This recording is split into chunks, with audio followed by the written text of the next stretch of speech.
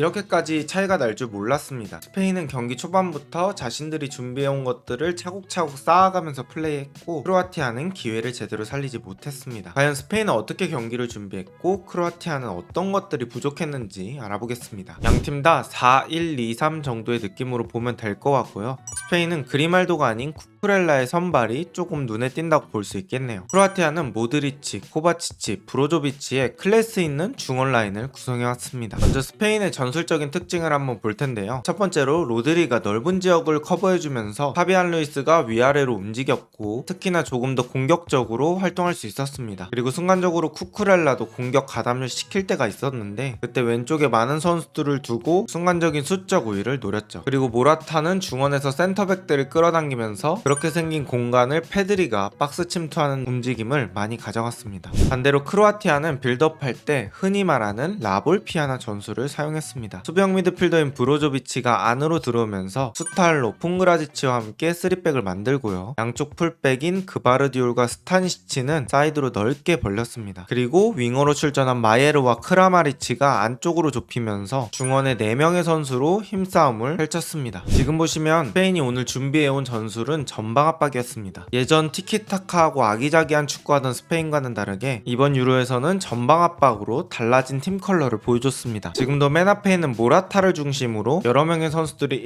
1대1 맨투맨을 하면서 전방 압박을 수행합니다. 그래서 크로아티아는 이 전방 압박을 버티기 위해서 가운데 쪽으로 패스를 나가는데 여기 뒤에서 로드리가 따라오면서 이 패스를 잘라먹습니다. 이 장면이 대표적인 장면인데 전반 내내 스페인은 이런 식으로 크로아티아를 잡아먹었습니다. 스페인의 첫 골도 오늘 들고 나온 전방 압박이라는 전술에서 터졌습니다. 지금도 스페인이 높은 라인부터 가두리 양식으로 크로아티아를 가뒀고 여기서 이 압박을 이겨내려고 한 롱킥이 스페인 진영으로 떨어졌고 이 공으로 공격권을 얻어낸 스페인은 빠른 역습을 진행합니다. 수비 쪽에서 떨어진 공을 받은 로드리가 이렇게 자연스럽게 파비앙 루이스에게 공을 밀어주고 파비앙 루이스가 공을 잡은 순간에 니코 윌리엄스, 모라타, 야말 이렇게 3개의 채널이 열립니다. 그 중에서 파비앙 루이스는 가장 치명적인 루트인 가운데 쪽으로 좋은 스루 패스를 넣어줍니다. 그리고 여기서 모라타의 퍼스트 터치가 정말 미쳤는데 공을 오른발로 툭 안쪽으로 쳐넣습니다. 여기서 이 방향 선택이 너무 좋았던 이유는 안쪽으로 쳐놓으면서 슈팅각을 자신이 열어둠과 동시에 뒤쪽에서 접근하는 선수를 자연스럽게 등으로 맞게 되는 각도가 되었습니다. 그리고 모라타는 열린 각에서 왼발로 예쁘게 마무리를 성공하며 경기를 1대0으로 만듭니다. 크로아티아가 이렇게 스페인의 전방 압박에 고전하면서 이 상황을 그래도 역전시키기 위해 만들어 놓은 원칙 한 가지가 있었습니다. 그건 바로 양쪽 풀백이 사이드 쪽으로 넓게 벌려 있는데 센터백 선수들이 전방 압박을 당하더라도 아래쪽으로 많이 내려가지 않는 겁니다. 오히려 고정된 위치에 있으면서 한 번이라도 롱패스가 빠져나가면 그때 큰 기회를 잡을 수 있게 계속 높은 위치에 고정시켜져 있는 거죠. 물론 당연히 내려가지 않으면 아래쪽에서의 숫자 싸움에서 불리한 건 어쩔 수 없지만 이 양쪽 풀백의 고정된 위치가 크로아티아의 마지막 희망의 탈출구였던 거죠. 크로아티아가 이런 원칙을 세웠음에도 불구하고 크로아티아가 바라는 상황은 오지 않았습니다. 반면에 스페인은 발빠른 윙어인 야말이나 니코 윌리엄스를 측면 쪽 높은 위치에다가 올려놓고 기회가 되면 그냥 이런 식으로 롱킥을 공간 쪽에다 때려 넣어줬습니다. 그리고 이 공을 잡은 야말이 측면에서 개인 능력으로 공을 지켜주면서 안쪽에 있는 페드리에게 연결해주고요. 페드리가 여기 안쪽에 있는 파비안 루이스에게 줍니다. 그리고 파비앙 루이스가 왼발 슈팅을 할 것처럼 하면서 뒷발로 컨트롤해놓고 오른쪽으로 쳐넣습니다. 이때 모드리치의 밸런스가 무너지면서 파비안 루이스가 오른발 슈팅기를 잡습니다. 이 오른발 슈팅기에서 브로조비치가 달려오면서 커버를 하지만 파비안 루이스가 또 이걸 바로 이겨내고 왼발 슈팅으로 마무리합니다.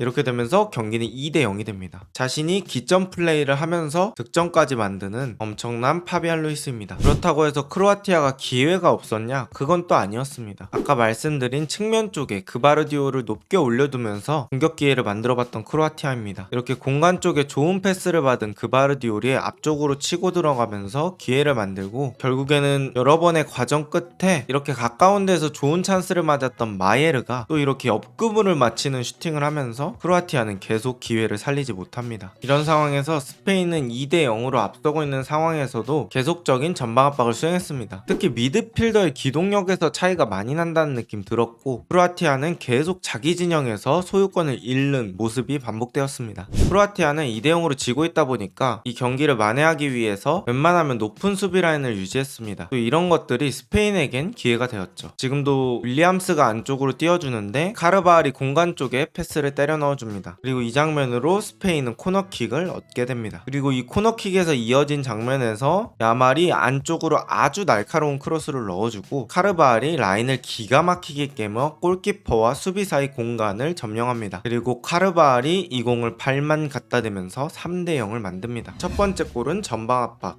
두 번째 골은 와이드한 다이렉트 패스, 그리고 세 번째 골은 첫 번째, 두 번째 골에서 쌓은 득점으로 크로아티아가 라인을 올릴 수밖에 없었고 그 특성을 이용해서 만들어냈습니다. 즉 자신들이 준비한 것들이 잘 통하게 되면서 상대에게 조금 더 약점이 생겼고 그 약점을 또 파고들어서 승부의 추를 자신들 쪽으로 가져온 거죠. 후반전에 크로아티아는 오른쪽 윙어 마예르가 조금 더 안쪽으로 들어오면서 중원의 숫자 싸움에서 많이 개입을 했고 오른쪽 풀백 스타니시치를 오히려 바깥으로 계속 유지시켰습니다. 그리고 또 변화를 가져갔는데요. 스트라이커인 부디미르를 빼고 왼쪽 윙어 페리시치를 투입합니다. 그러면서 왼쪽 윙어였던 크라마리치를 스트라이커로 배치를 합니다. 페리시치가 들어오면서 왼쪽에서 올라오는 크로스의 빈도가 많아졌고 그바르디올 역시 가끔씩 오버래핑 나가면서 왼쪽 공격을 많이 도와줬습니다. 이런 변화 속에서 크로아티아는 또 한 번 엄청나게 큰 기회를 맞게 됩니다. 코바치치가 공을 잘 운반하면서 그바르디올에게 공을 내주고 앞쪽으로 뜁니다. 그리고 그바르디올은 여기서 침착하게 두 명의 수비 사이로 패스를 넣어주고 코바치치가 하프 스페이스로 침투하면서 앞쪽까지 쭉 전진을 하게 됩니다. 그리고 코바치치가 안으로 넣어준 공이 스타니시치 쪽으로 흐르고 스타니시치는 골키퍼가 돌아오고 있는 골문에 슈팅을 하지만 여기서 쿠쿠렐라가 몸을 던지며 미친 수비를 해냅니다. 이런 절호의 기회를 놓친 크로아티아를 보면 오늘 경기는 이길 자격이 없었다라고 평가할 수밖에 없겠네요.